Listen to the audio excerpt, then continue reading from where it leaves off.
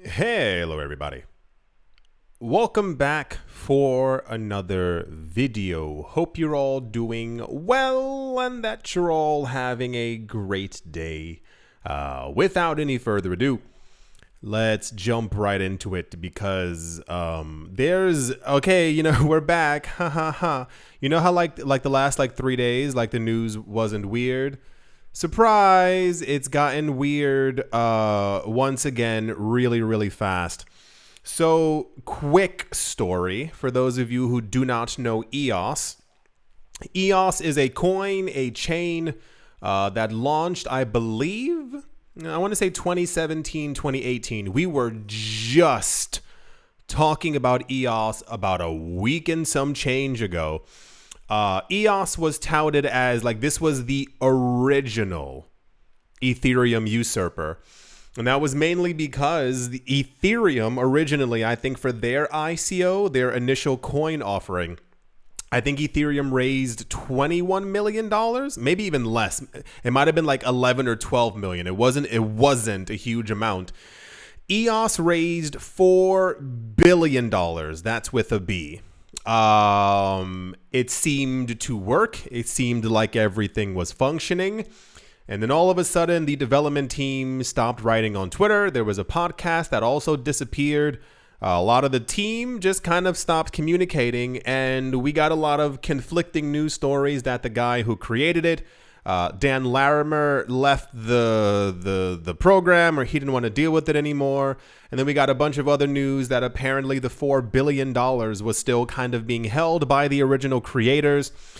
And then we got news that apparently the network, consensus-wise, had come together and voted that the people who were holding on to billions of dollars within whatever, they basically locked them out of it. That was the last major EOS news that we got. And then we had something about after that, it was apparently, this was 2021. They were talking about a change of the entire system where basically they would give more power back to the community and they would begin to develop and all these other things. And I was like, all right, the thing you promised in 2017, 2018, I guess it's going to come to fruition. And then also radio silence. So now EOS is back in the news, and I don't know where this came from, but of course it's incredibly popular. EOS, or the people from EOS, have announced a new initiative, and it has to do with staking. The main idea, like we previously spoke about for EOS, had to do with basically having coins or staking coins. The idea was, this was the point of the network. So you know how every single time or nearly every day there's a brand new layer 2, layer 3, layer something side chain on top of Ethereum, all the time. There's always these new coins, new chains, new things launching there, migrating onto Ethereum. The thing is that you, as a holder of Ether, are not rewarded. So the idea for EOS was this groundbreaking, awesome, wonderful chain thing is that allegedly they already were in contact with dozens, if not hundreds, of companies who were going to build on top of EOS. And the catch 44 or whatever is, or was, if you build on top of EOS, you have to have an airdrop. And the airdrop will basically, the new coins that you are creating for said new chain or new project or new initiative, a portion of those coins needs to be airdropped onto EOS holders. I.e., let's say you have 100 EOS coins. 15 new projects launch on EOS over the course of a month. That's 15 airdrops that you receive, basically of free money equal to the equivalent of the amount of money that you have in EOS. Fairly simple to understand. And what we heard was that these coins would basically continue forever as long as EOS continued being EOS. Now, the only thing, hear me out here, the only thing I've been able to conceptualize in my head as to why EOS never really took off, or the team kind of went hush hush, was probably more than likely because of the SEC. So you saw how like Ethereum got in like a smidge of trouble because of their ICO, and nearly every other coin that had a pre-mine or an ICO got in heaps of trouble with the SEC. These companies were raising $14 million, $22 million, $38 million. None of them raised $1 billion, and the people from EOS raised $4 billion.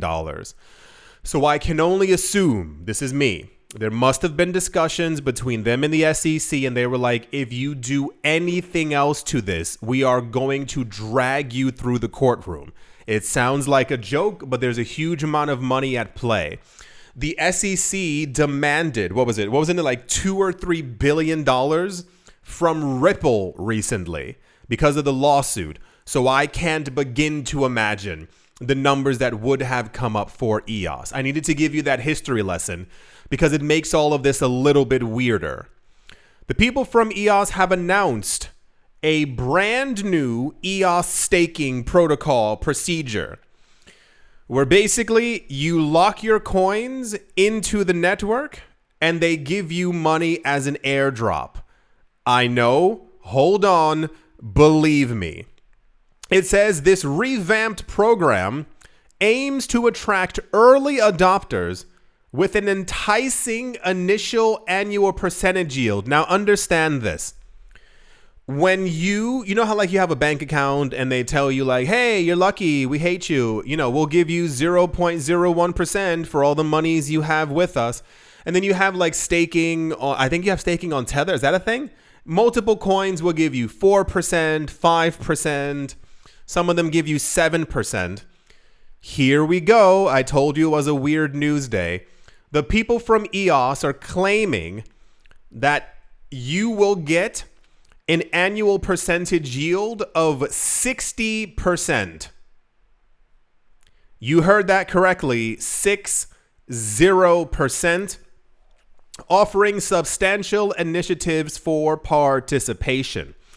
Under the new framework, daily, there will be 85,600 tokens that will be allocated to people who are staking their coins, amounting to over 31 million EOS tokens annually.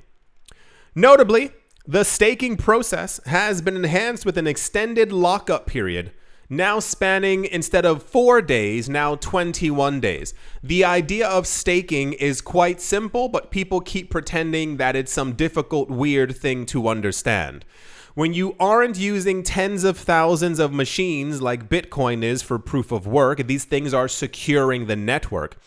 Proof of stake, you stake your claim on the chain. In that, instead of having all these machines, you have the coins instead. You stake your coins into the network as a way to validate transactions. When you validate transactions on other blockchains, you are rewarded with coins.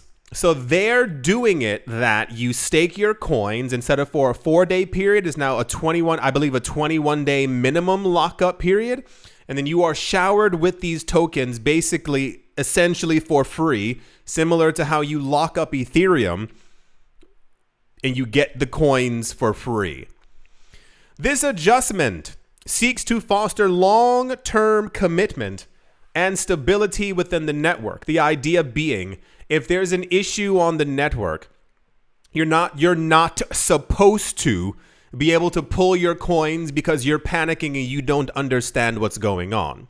If every time Bitcoin fell by 15% and everyone unplugged their machines, we would have no cryptocurrency market. That's the idea of staking, holding your coins in the network. Stake your claim, show that you trust the network and you receive money as compensation. But this one is like a little intense. 60% is like what the fudge kind of territory. EOS block producers, or BPs, stand to benefit significantly from these changes as well. In addition to their block rewards, block producers will now receive network-generated fees enhancing their overall earnings and further incentivizing their crucial role in maintaining network infrastructure. The people who are like actual like validators on the network, even those who aren't staking, like actual like validators, block producers, keeping the chain going. Every other chain gives them fees. That like you receive network fees as like a thank you. You're keeping the network alive. And now those people are also going to receive money as well.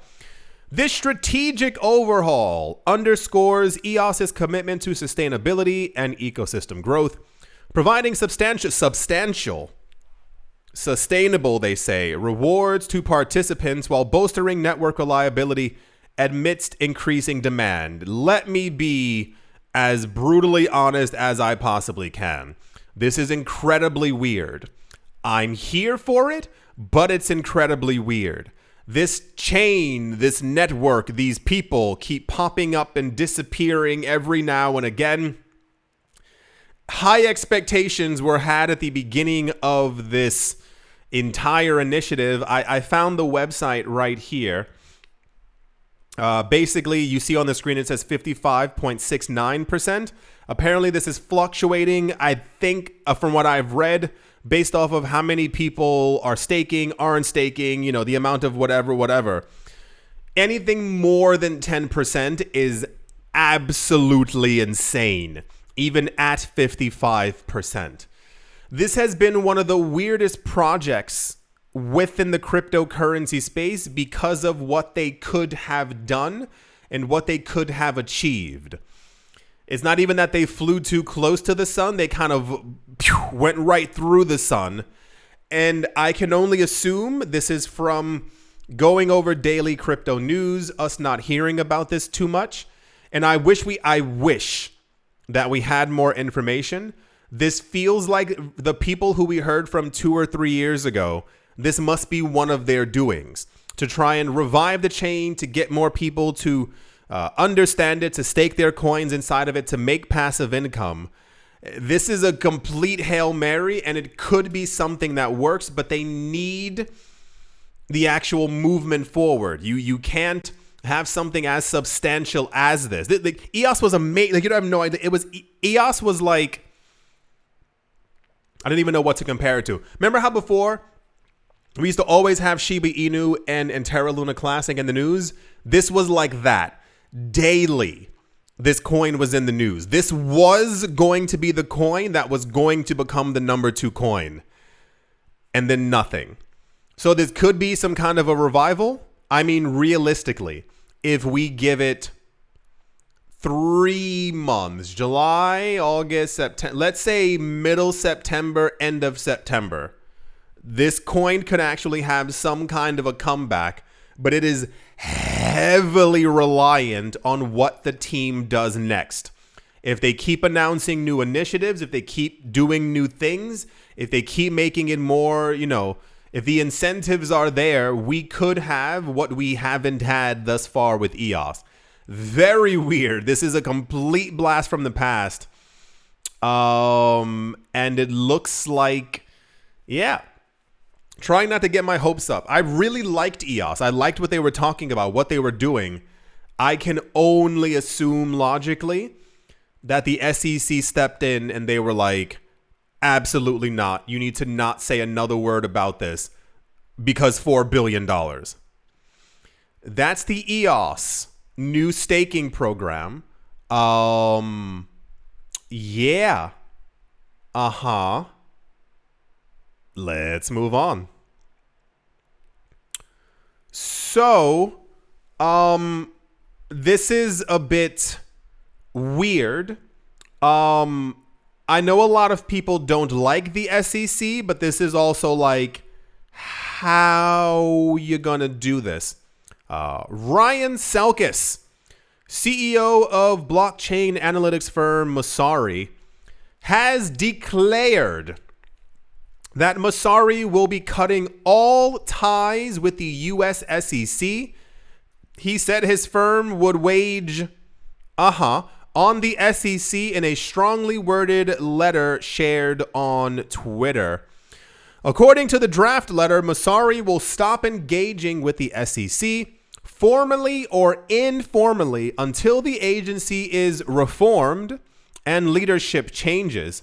Selkis accused SEC Chair Gary Gensler of corrupt and counterproductive leadership, adding that the agency's work failed to benefit citizens. I'm going to tell you, listen, all right, I'm going to have to dig my heels into the ground on this one, because the word crazy doesn't begin to, you can't simply do business anywhere while circumventing regulation. It's literally not a thing. The people who've tried to get into contact with the SEC over the years and have worked with the SEC, and these companies still got fined millions, tens of millions, and they're tried to get over $1 billion something from the people from Ripple. A lot of people who don't understand how reality works were quite enthusiastic by all of this. Yeah, fight the manpower, power to the crypto and all these other kinds of things. And I'm like, none of that is going to work out the way that they think that it's actually going to work out. I went to Twitter. I found one of the things. It says Masarian 2024 declaring independence from the SEC. The U.S. SEC is no longer a serious or respectable federal agency. Its current chair is a corrupt, counterproductive, and I feel like I can't say that word. That's a little too close to another word. Its uselessness is at best questionable thanks to modern technologies.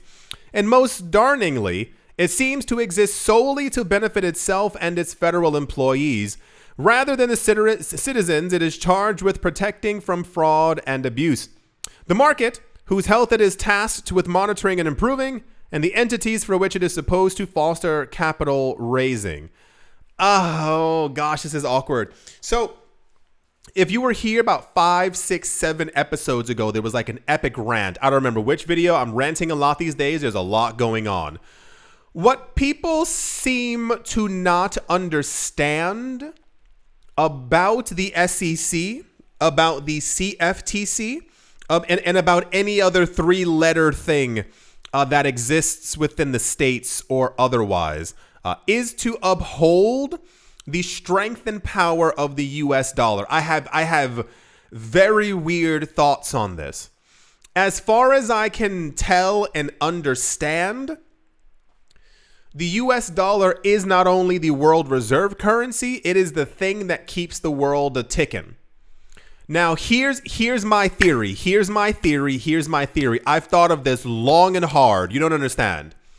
Years ago, listen to this story. Years ago, do you know what Gary Gensler did before he joined the SEC? I believe he was a professor at a well-known university in the United States. Was it Yale? I don't know. It was some well-known school. The reason why the people in crypto actually became, hear me out here, I'm telling you, it's a crazy theory. It is a crazy theory. The reason why people became so excited about Gary Gensler taking over for Jay Clayton, who was the former head of the SEC, was the idea that Gary Gensler used to teach classes about how amazing Bitcoin was. Listen to this. My theory, this is a crazy theory. My theory is a lot of the pushback that we've been seeing from Gary Gensler as the head of the SEC has to do with the fact that he's a Bitcoin maximalist. If you look at the old videos of Gary Gensler talking about crypto, he mainly focuses on Bitcoin as something revolutionary, something that can change the world, something that might actually lead us forward. Listen to this theory. One of the main things that Bitcoin and I mean like maximalists, are against are Bitcoin ETFs. Do you know why? because it constitutes in the idea that you basically have paper Bitcoin. It is not Bitcoin, which a company or companies could buy spot off of crypto exchanges or over the counter. It is a form of Bitcoin that is securitized that will allow companies to be able to, accumulate the asset and therefore be able to manipulate the price in some sort of way.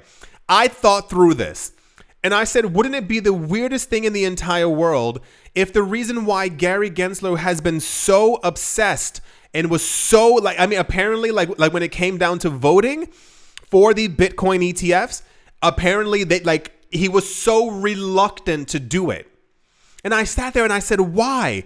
Why would he do that? You look at the old videos and he's talking about Bitcoin as the greatest thing in the entire world. The only coin that still officially has regulatory clarity from the SEC is also Bitcoin. I think that Gary Gensler, after all these years, all these companies, all these tirades, he's been going after every single altcoin.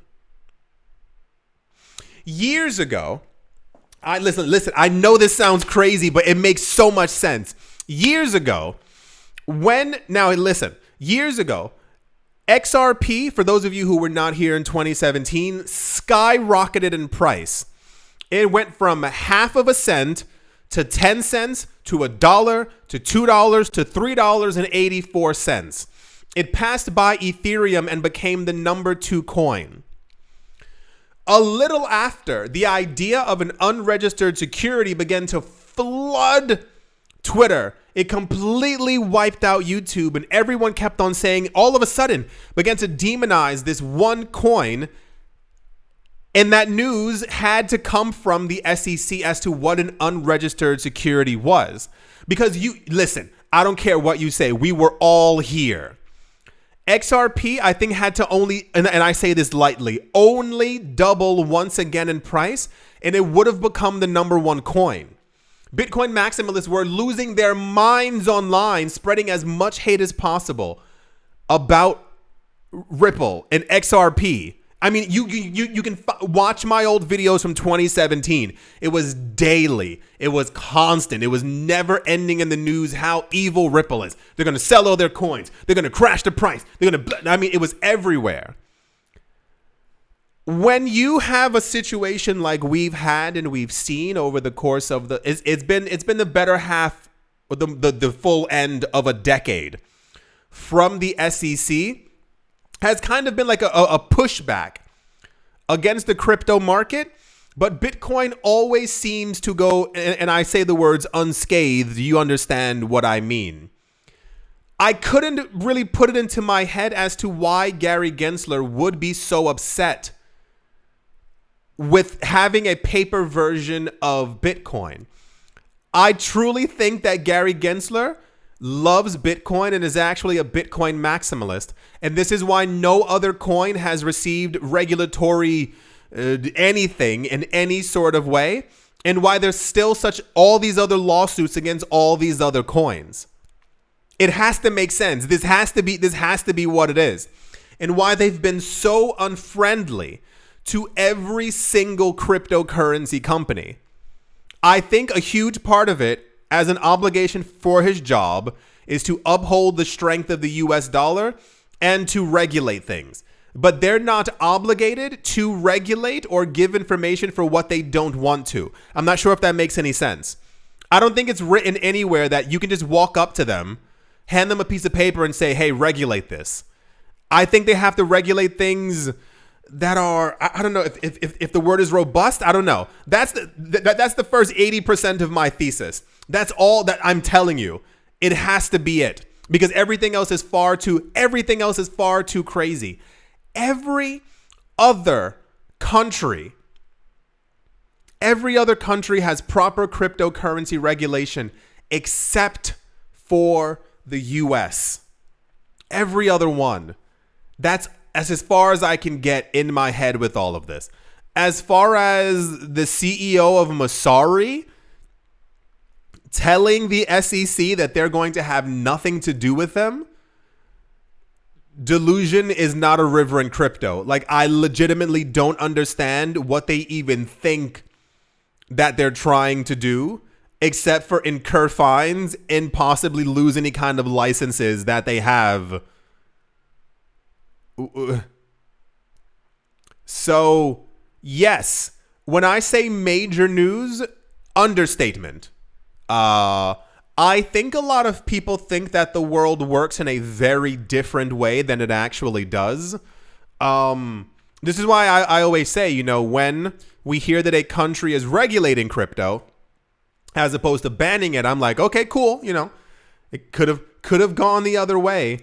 But basically telling the people who, you understand what I'm trying to say. And also, as I've mentioned thousands of other times before, the guy Jake Clayton was the last head of the SEC, and he filed the lawsuit against Ripple on his last day in office. Something weird is with Bitcoin. Something. If you get a chance, watch. I mean, not like you want to see his face, but you can watch older videos of Gary Gensler talking about Bitcoin. And I'm telling you, he loves it. He was talking so positive. This is going to change the world. It's going to so and so and so. And then when he got into the SEC, it was a complete change. It wasn't a flip. It was just against altcoins. It was just against altcoins the entire time. This is what I think that we're going through. But yeah. Anywho, that's the I guess extra SEC news. I'm not really sure. This is a crazy one. You can't. That's like telling your boss, being like, you looked at me the wrong way for the last 3.5 years. I'm not going into work and I still expect my paycheck. He's going to be like, you know, you're like, you don't work here anymore, right? Like, that's not, if we hear in the next 2 weeks that Messari has lost all of their paperwork, then I don't know what's going on. So last thought. A lot of companies, and this isn't Messari. I have no idea what Messari does, and forgive my French. I don't care. Like, I could literally care less what Messari does or what they're doing or whatever. But there's so many companies within this space that we've seen appear and disappear, come into the space and rug pull, announce that they have something spectacular, fabulous, awesome, amazing, and then take people's money. I'm also highly skeptical, if you haven't noticed, of the vast majority of companies or new coins in this space. Having been here for nearly a decade, you know, I can usually smell the letters B and the letter S.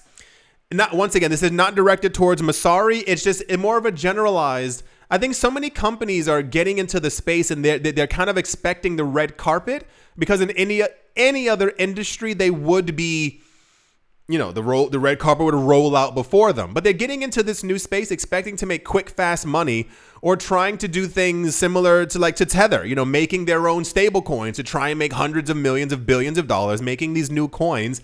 And they're not filing any paperwork. Like, it may be cool that you're saying that your coin can do this and the chain can do so and so, but we don't know. Are you FDIC insured? Are you going to run away with everyone's money? This isn't the first time that a company or a cryptocurrency, anything, has done this. So yeah, it's terrible having to stand on the side of the SEC, but it's also like, you know, people scam and people lie and people do all these things. So if we didn't have 10,000 coins, if we only had around 30 coins, I don't think we'd be seeing as much from the SEC. But anyway, that's just my thought process. You know, you can't just walk in here and think you own the market. So yeah, that's the SEC news. To say you're never going to work with them again is crazy. That is hyper unhinged. Moving along. Also in the news, Post Finance, a Swiss government-owned bank, has expanded their cryptocurrency offerings according to a recent announcement. The bank has launched XRP, Solana, Avalanche, Cardano, and Polkadot trading services. Moreover, this move is part of Post Finance's ongoing strategy to integrate digital assets into their services. Yeah, look at that. See, that's what happens when you have proper regulation. In other countries around the world, for those of you who just simply don't know, not only do they have cryptocurrency regulations, but they've announced that they either have a list of coins or they say all coins are legal here. As long as you as a company come to register with the local government agency, then there's no problem. So this is what you get. A lot of places around the world, this is not very common in the United States unless something has changed since I was a kid. Most post offices in countries around the world also serve as banks. So this is a literal post office bank, if that makes any sense. Yeah, and we're seeing the expansion of listings of other coins. I think part of it is probably to do with how do I say this? The timing for a lot of these things, especially the last 2 months, I think has come from people thinking, or these companies assuming, that prices would have moved up, or the bull market would have been extra bullish with, spicy sauce on top of it and all those other kinds of things. But yeah, it's cool to see this expansion continuing around the world.